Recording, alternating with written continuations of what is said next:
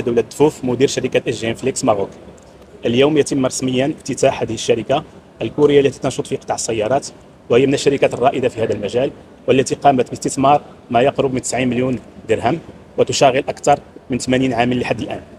وبفضل التوسعة المرتقبة لهذا المشروع ستقوم بتشغيل أكثر من 300 عامل في أفق 2025، وبفضل سياسة صاحب الجلالة نصر الله التي ترمي إلى تشجيع الاستثمارات، فإن من المحتمل أن تقوم الشركة بإنجازات أخرى في إطار تشجيع تصنيع السيارات الكهربائية. ولا يفوتني بهذه المناسبة أن أشكر جزيل الشكر كل المستشفيات العمومية سيد صاحب الجلالة، وكذلك وزارة الصناعة والاقتصاد على العمل المهني التي تقوم به من أجل تشجيع هذا المشروع. شكرا.